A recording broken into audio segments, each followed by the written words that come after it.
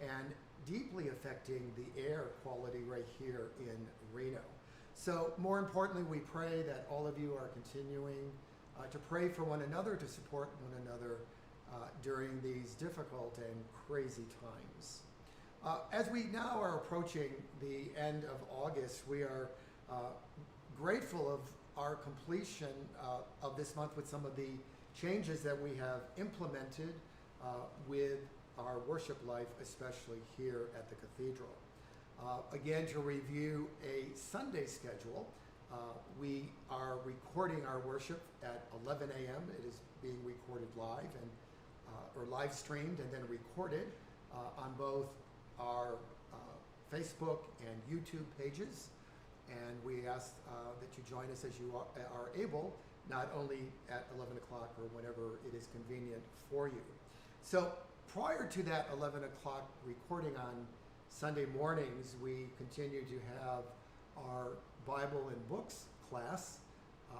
And if you wish to be a part of that class, we ask you to reach out to Reverend Ruth or simply call the parish office and make it known so that a Zoom invite can be extended to you to join that study.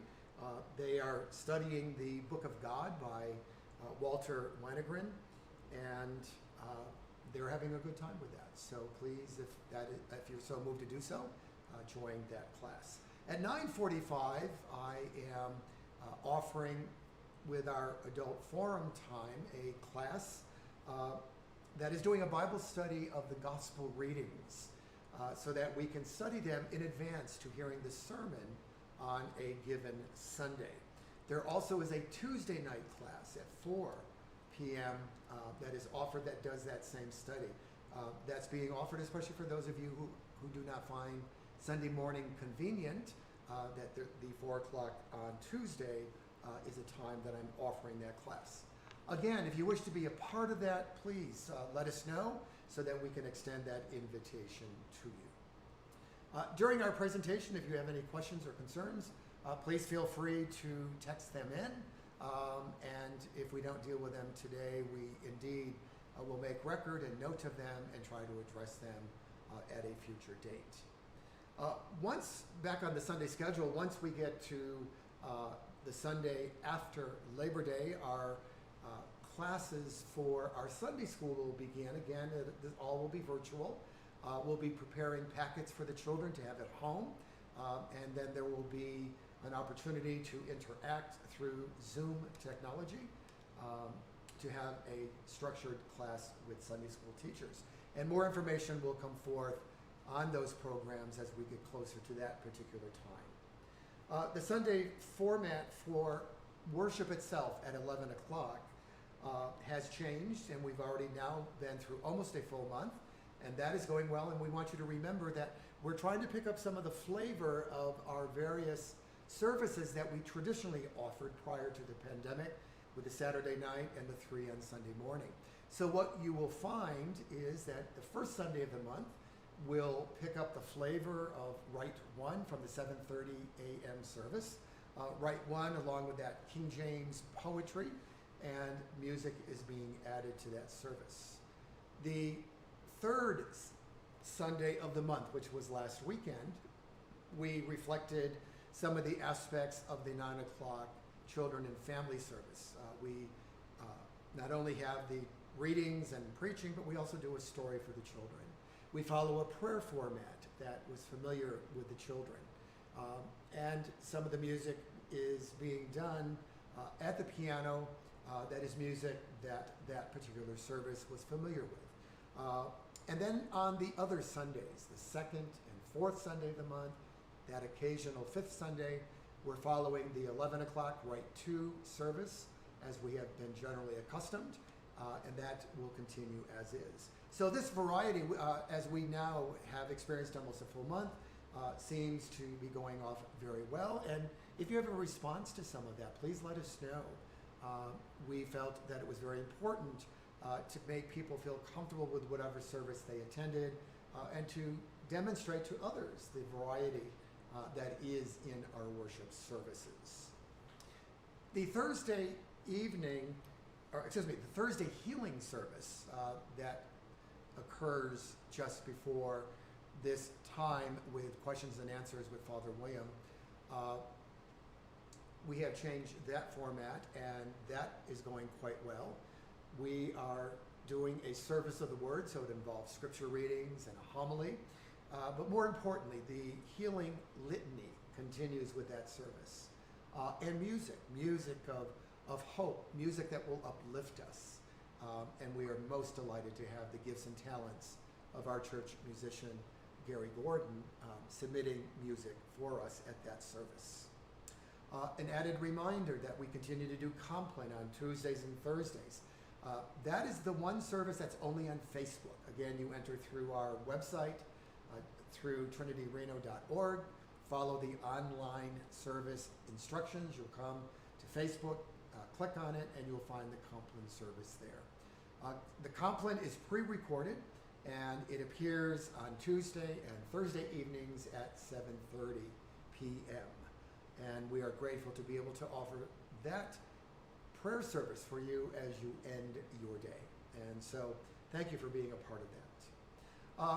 As many of you realize, we began a new program starting in August called A Pilgrim's Visit, as we became aware that many were saying, I miss the sacrament, I miss the opportunity to come into a sacred space to pray. And this is what we're making available to you.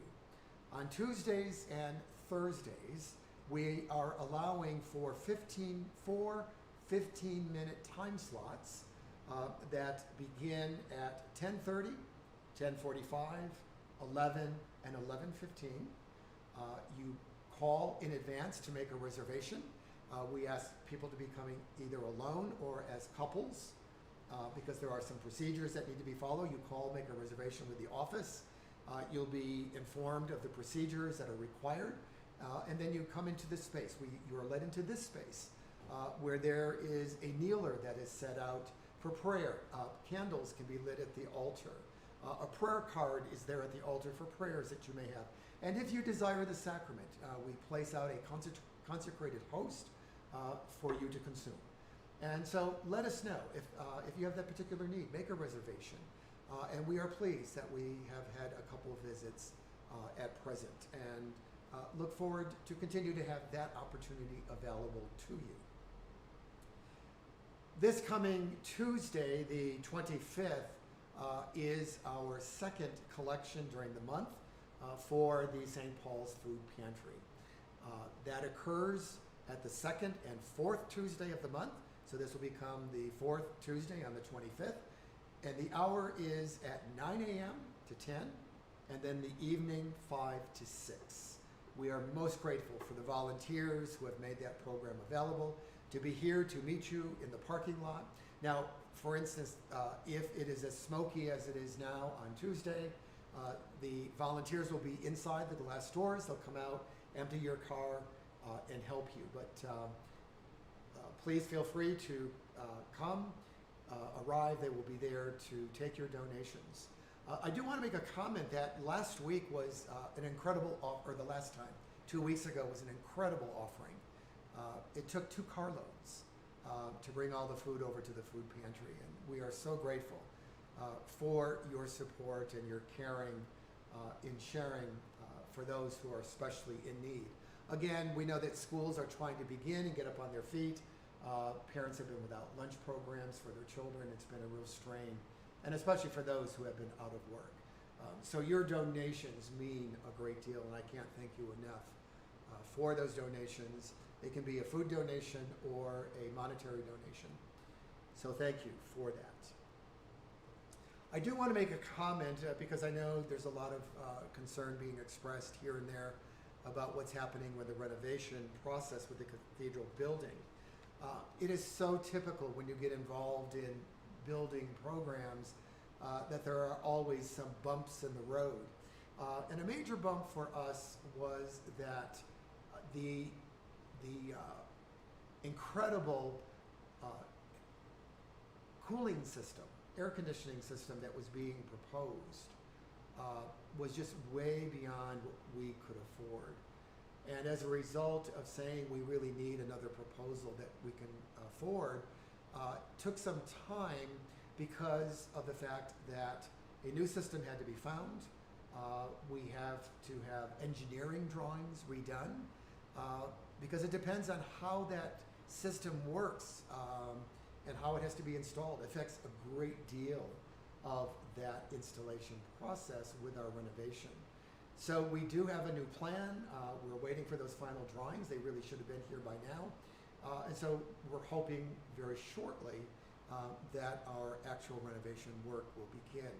Another issue is, as many of you are aware, we have made it through the state and through local historic societies.